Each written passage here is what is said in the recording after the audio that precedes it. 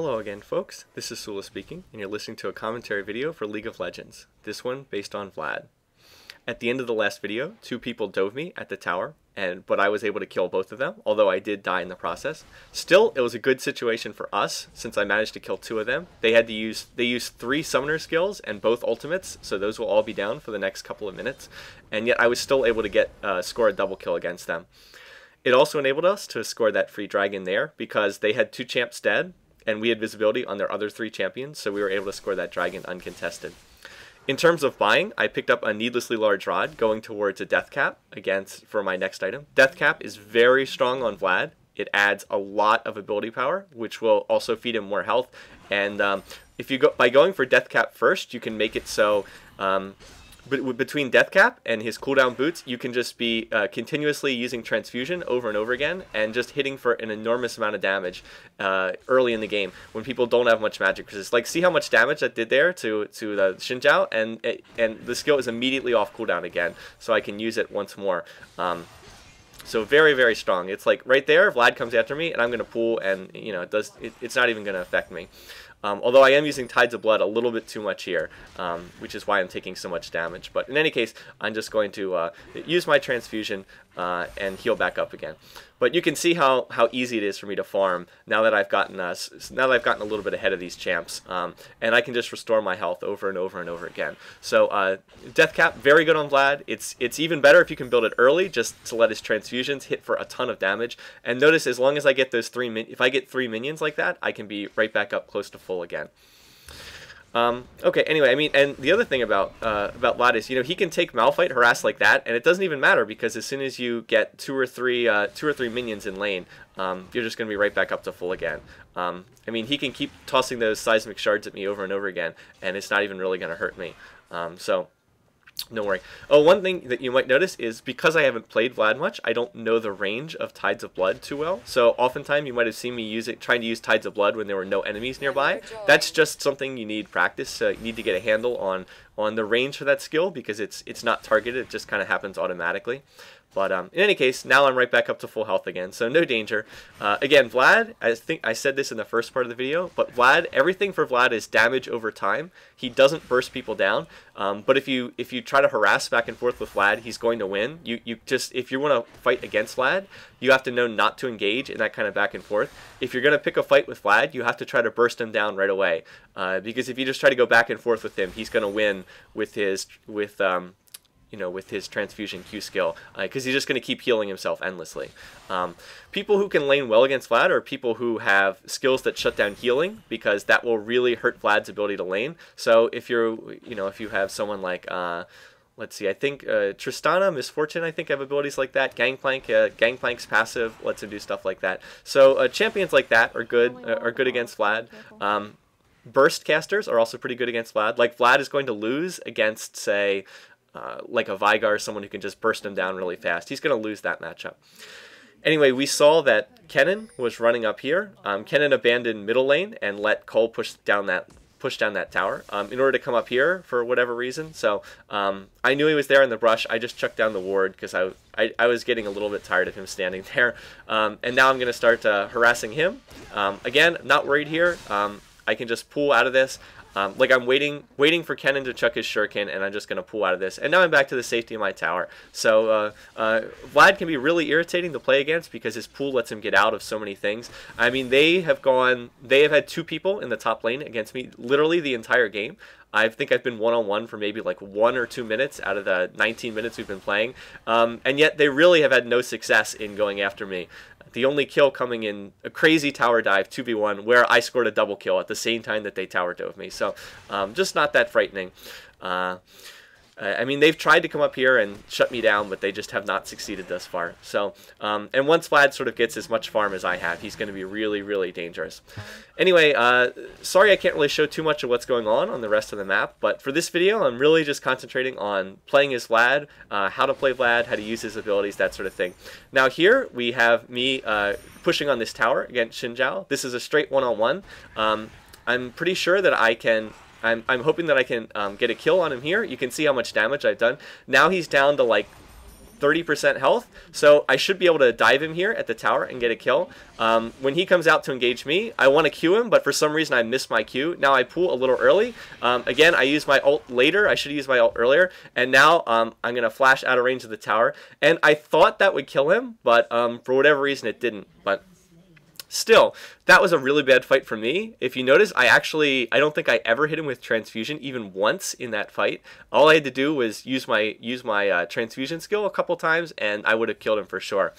So if you are going to engage in a fight like that, if you're going to dive them at the tower, what you want to do is first hit them with your Q skill, hit them with transfusion, then hit them with your ultimate, then immediately pool, dive into the sanguine pool, and then when you come out of your pool again, hit them with transfusion again. So it would be something like Q, R, pool, and then when you come up again, hit Q again, and that should be able to get a kill as if they're that low on health, like Xinjiao was there. So I misplayed that pretty badly.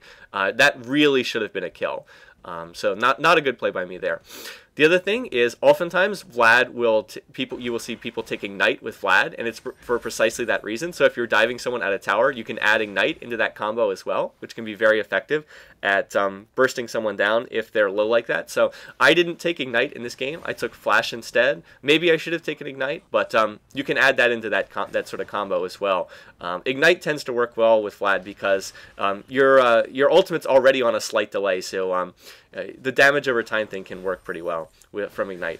Anyway, we know that Malphite's in that bush right there. We saw him go into it. So now Mishair and Donsky are going to come up here and we're going to engage with him. So first I'm going to come in here, engage. I'm going to pool to slow him down. Donsky's going to use the stun. One of those two has exhaust, and they're going to exhaust him, and then we're going to kill him pretty easily.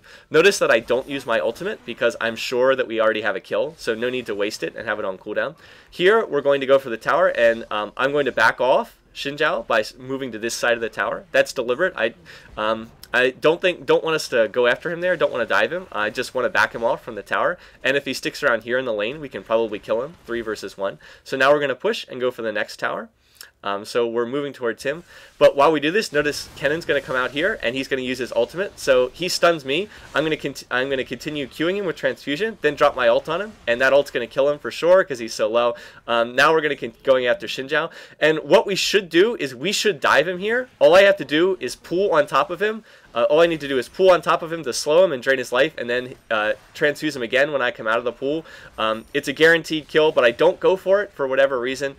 Instead, we're going to go after this tower, and we are going to get this tower, but we could have gotten the kill on Xinjiao too, and that would have been a better play. So I should have dove him at the tower. If I had used transfusion, then pooled him, and then immediately used transfusion again when he came back up, my pool would have slowed him, and Donsky probably could have gotten in a Taric stun. And should have been able to get another kill there. But we did get a tower. We did get 2 towers and 2 kills for no loss of our own here in the top lane. So that was a good push. Now, elsewhere on the map, while that was going on, Uberfish was trying to hold the bottom lane in a 2 versus 1, and unfortunately he was killed and the bottom lane was killed. So we did lose out a little bit there in that particular engagement.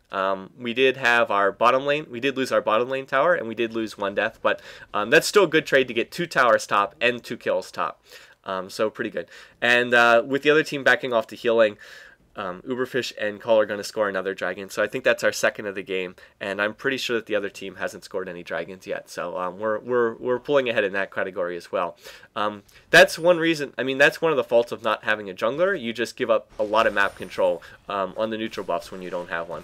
Anyway, here I'm going to continue to farm with these minions, and now look over here. We see that 2 of them are trying to get the blue buff. So Cole and I are going to try to circle around here. We are going to engage on these guys. We're going after Nasus, and here I'm going to use my ultimate. I'm going to pool to slow him. I'm going to continue chasing here. Now notice as he circles around, no one on our team circles back around to try to catch up and pursue him here. I guess Cole's doing it, but notice Donsky is not coming forward to slow Nasus. I kind of thought that kind of thought that someone on our team would circle around to stop him from getting away. So Nasus is going to get away. Malphite ults in. They're continuing to attack Donsky, and they are actually going to get a kill on him. We are tower diving here, which is never a good thing to do. Kennen, unfortunately, is going to get away with like no health left, but I am going to kill Malphite. So that really wasn't as good of a fight as it should have been. We should have gotten more kills there. We missed out there, but we are going to get this tower. Now, I back away, but the tower continues focusing me for some reason, and I really don't understand why that was. And then an Ezreal ultimate's going to kill me. So I'm a little surprised why that happened. I mean, I pulled to try and dodge the tower shot. Apparently, pulling will not dodge a tower shot that's already in the air. You can't be targeted while you're pulled, but if you've already been targeted, you can't dodge a shot that's already been fired. So obviously it would have been better to pull under the Ezreal shot, but of course I didn't know that was coming. Still, I thought that was really weird. I've played this game enough to know sort of the range at which the tower will shoot you, and I was extremely confident that I had backed out of range of that tower, but for whatever reason it kept shooting at me. So I don't really know why that happened. I'm a little confused as to that whole situation there. So bad play by me, I guess, but I was really sure that I was out of the tower's range, and I'm not sure why it kept shooting me there. But anyway, we all make mistakes. Silly mistake. I do still have the most minion kills in game. I'm pretty sure I also have the most kills in game. So I'm still in a pretty good situation here. And our team's still comfortably ahead. But you just don't want to make dumb mistakes like that. In terms of itemizing, I've bought Rylai's next is my other item. Rylai's is another key item for Vlad. With Vlad, as I said before, the key things you want are health and ability power, and Rylai's gives health and ability power, so it's a very good item for him to buy, and it also allows your spells to slow. So not only can you use your transfusion over and over again and keep slowing the enemy team, you also will be slowing them every single time you hit them with one of your transfusions. So just another really perfect item for Vlad. I would say those are really the three key items for Vlad. You want cooldown boots, you want death cap, and you want Rylai's in some sort of order. The other good item that you often will want to pick up for Vlad is Spirit Visage, because it increases healing effects. So it means that you will be healing yourself for more every time that you use your transfusion. So that can be a really good item as well. I would say, though, that that's a little bit more of sort of a defensive item. If you're struggling a little bit in lane, or if your lane's not going well, I would go for Spirit Visage more so, because for one thing, it's cheaper. For another thing, it adds magic resist too. So good item, I would say. Because I was doing so well in lane, I decided that I would skip that and come back to it later. Because I was doing so well, I just went straight for a death cap. But you know, you can go for Spirit Visage earlier too. Anyway, there we after that last situation, we decided we'd just push back lanes instead of trying to force a fight, instead of trying to chase them back into their base. Now here, Nasus is coming forward way too aggressively. He's way out of position. I'm going to continue queuing him. All we need is any kind of stun or slow. I wanted to drop my ultimate there. Unfortunately, it goes off late for some reason. I don't know why it was delayed. Really not sure why that was. Anyway, Cole's still going to get a kill on Ezreal, and now their cannon player is going to be diving into the middle of our team, so we're going to be able to kill him easily. Remember, there's no tower here. So we pick up 2 kills. We should have gotten Nasus as well. Misplay by our team. I should have maybe pulled him or something to slow him down. Now here, we had 2 options. We could try to push into their base. We have a 5 versus 3, but that Nexus tower in the middle lane, or not Nexus tower, excuse me, that base tower in the middle lane is very strong, and that was sort of a dicey prospect, trying to force our way into the base in a 5-on-3. Even in a 5-on-3, we could very well lose that fight at tower. So we're going to make the safer play. We're going to back off, and we're going to go to Baron. And even if they try to run and fight us at Baron, it's going to be a 5-on-3, and we can very likely win that fight. We can win a 5-on-3 out in the open. So we're not worried about that. So we're going to make the safe play, and we're going to go to Baron.